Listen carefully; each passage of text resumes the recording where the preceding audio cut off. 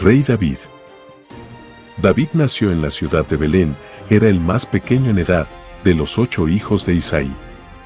Por ser este el menor de sus hijos, Isaí, su padre, lo cargaba con trabajos domésticos y el pastoreo de las ovejas, mientras que sus hermanos mayores se ocupaban de otras actividades fuera del hogar. Para el tiempo en que David apenas era un joven muchacho, el alma del rey Saúl estaba corrompida y atormentada por un espíritu maligno, pues había reiteradamente desobedecido los mandatos de Jehová, dados por medio de Samuel, hasta el punto de que Jehová le reveló al profeta, que le pesaba haber puesto por rey a Saúl, porque se había vuelto contrario a él, y no había cumplido sus palabras. Habiendo Jehová desechado a Saúl para que no reinara más sobre Israel, mandó a Samuel donde Isaí de Belén, porque de sus hijos ya había provisto un nuevo rey, pues había encontrado a alguien con un corazón conforme al suyo. Preocupado el profeta de que Saúl se enterara de la intención de su viaje y le matare, Jehová le indicó que tomara una becerra de la vacada y que dijera que había ido a hacer sacrificio a Jehová. Ya estando en Belén, llamó a Isaí y a sus hijos y los santificó para el sacrificio. Jehová le advirtió a Samuel que no mirara el parecer ni lo grande de sus estaturas, pues el Señor no mira como los hombres lo hacen, que miran lo que está delante de sus ojos, mas Él mira el corazón. Isaí mostró delante de Samuel cada uno de sus hijos allí presentes, estos eran físicamente de buen porte, altos, fuertes y bien parecidos, pero ninguno de ellos fue aprobado por Jehová. Al ver el profeta, que ya no quedaba nadie, preguntó a Isaí que si estos eran todos sus hijos, y respondió que solo quedaba uno, el menor, y que cuidaba las ovejas, por lo que Samuel mandó a que fueran por él. Al entrar el muchacho, este era de cabellera rubia, con hermosos ojos y buen parecer. Entonces Jehová le dijo al profeta, levántate y úngelo porque este es. Y Samuel tomó un cuerno lleno de aceite, y lo ungió delante de sus hermanos. Desde aquel día y en adelante, el espíritu de Jehová vino sobre David. Al apartarse el espíritu de Jehová de Saúl, le atormentó un espíritu malo de día y de noche. Entonces sus criados le dijeron que consiguieran a alguien que supiera tocar el arpa, para que cuando estuviera el espíritu malo sobre él, le tocara con su mano y consiguiera alivio. Pareciéndole bien al rey dio la orden de que lo buscaran, respondiendo uno de sus criados que conocía a un muchacho hijo de Isaí de Belén, que sabía tocar y era valiente, vigoroso, prudente en sus palabras, hermoso, y que Jehová estaba con él. Enviando Saúl mensajeros a Isaí, para que le enviara a su hijo David, rápidamente el rey llegó a amarlo mucho, y le hizo su paje de armas. Un día los filisteos, enemigos del pueblo hebreo, acamparon entre Soco y Azeca. Sobre un monte estaban los filisteos a un lado, e Israel estaba sobre el otro lado del monte, divididos por un valle. Entre la fila de los filisteos salió un guerrero llamado Goliat, de la ciudad de Gad, de enorme estatura y gran corpulencia, desafiando a los guerreros de Israel a un duelo, donde el que perdiera sería esclavo del vencedor. Escuchando Saúl y todo Israel estas palabras del filisteo, se turbaron y tuvieron gran miedo. El gigante hizo este reto de día y de noche durante 40 días. David dijo palabras de indignación por la humillación del filisteo y éstas llegaron a oídos de Saúl. Impresionado por su valentía lo mandó a llamar. Ofreciéndose David a enfrentar al gigante, el rey accedió, a pesar de que era un muchacho, pues ningún guerrero de Israel tuvo el valor de aceptar semejante desafío, ya que, a los ojos de todos, el israelita que lo hiciera iría a una muerte segura. Estando frente a frente, Goliat intentó intimidar a David, con palabras de menosprecio y burla, por tratarse de un muchacho, a las cuales él le respondió: Jehová te entregará hoy en mi mano, yo te venceré, y te cortaré la cabeza. Aconteció luego que ambos corrieron al encuentro, David metió su mano en una bolsa, tomó de allí una piedra y la tiró con una honda, e hirió al filisteo en la frente, clavándose la piedra en ella, cayendo el gigante sobre su rostro en tierra. Entonces corrió David y se puso sobre Goliat, y tomando la espada del filisteo, le cortó con ella la cabeza. Así venció David a Goliat con una honda y piedra, lo hirió y lo mató sin espada, porque el Espíritu de Jehová estaba con él. Luego de que David lograra la victoria contra Goliat, su fama y prestigio fue creciendo entre el pueblo, como en igual proporción el temor de sus enemigos. Esto hizo que, en Saúl comenzara a crecer un sentimiento de celos hacia su protegido, pues en cada éxito que Jehová le daba a David, el pueblo lo victoriaba, dejando al rey en segundo plano. Desde aquel día, miró Saúl a David con malos ojos, hasta el punto de que, cegado por la envidia, más el tormento del espíritu malo, le agredió con una lanza para matarlo, el cual David esquivó con destreza. Tiempo después Saúl planificó un complot para matarle, pero fue avisado por su esposa, la propia hija de Saúl, sobre los planes de su padre, dándole la oportunidad para que escapara. David pasó un largo tiempo huyendo y escondido entre los pueblos, los montes y hasta en el reino enemigo filisteo al hacer una alianza con ellos.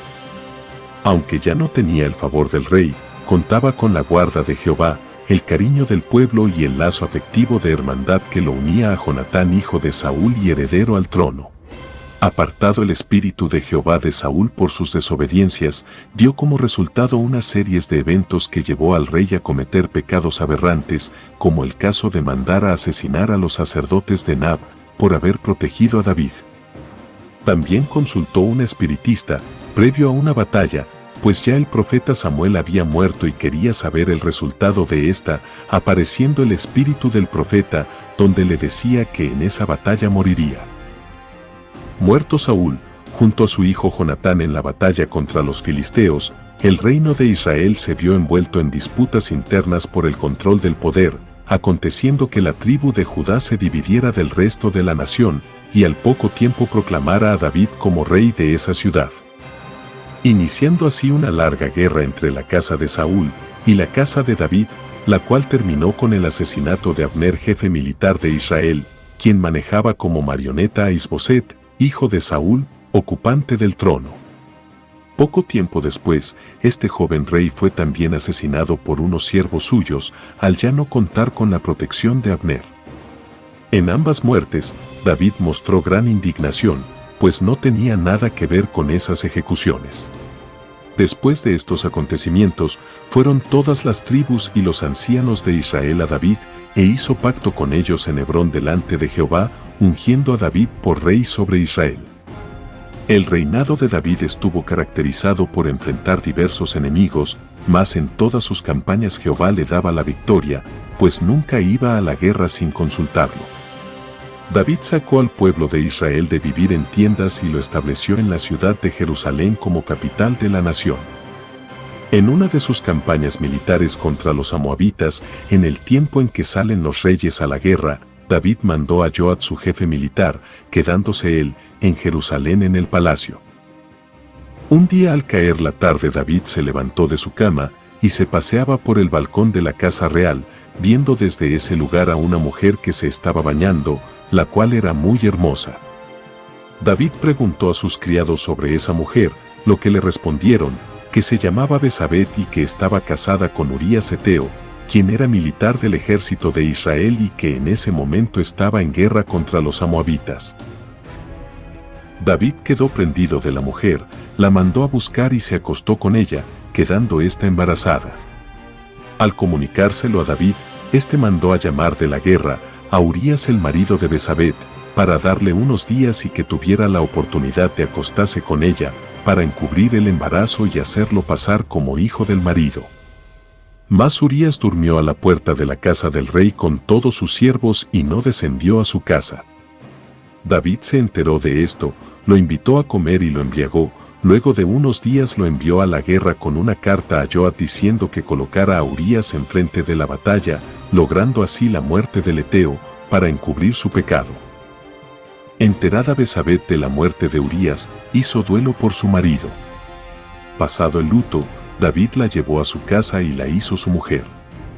Mas esto que David había hecho, fue desagradable ante los ojos de Jehová.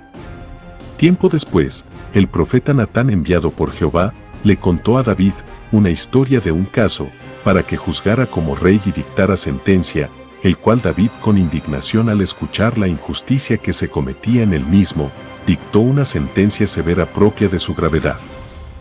Lo que David no imaginaba era que estaba juzgando y sentenciando su propio pecado, el cual quedó al descubierto cuando Natán le dijo: «Tú eres aquel hombre».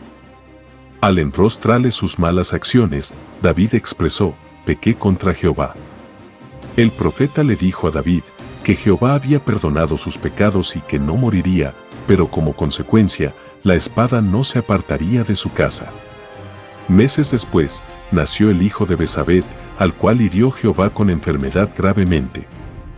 Entonces David rogó al Señor por el niño y ayunó, pasando la noche en la tierra, pero al séptimo día el niño murió. Al saberlo David por unos siervos, se levantó de la tierra, se lavó y se ungió, cambió sus ropas, entró a la casa de Jehová y adoró, después fue a su casa y comió. Cuando le preguntaron por esa extraña actitud, David respondió que mientras vivía el niño, había una esperanza, pero que ya muerto no tenía caso seguir. David dio consuelo a Besabet, la madre del niño, luego de un tiempo estuvo con ella, quedó embarazada nuevamente, le dio a luz un hijo el cual le dio por nombre Salomón.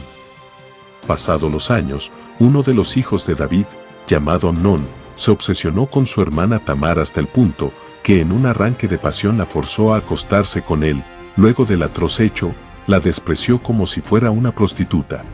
Tamar le contó lo sucedido a su otro hermano Absalón, quien le dio protección y consuelo. David, al enterarse del crimen, desterró a Amnón. Luego de 2 años, Absalón hizo creer al rey y a su hermano Amnón que ya había olvidado el asunto y lo invitó a volver. En una fiesta, cuando Amnón estaba mareado por el vino, fue asesinado por orden de Absalón, huyendo de la ciudad.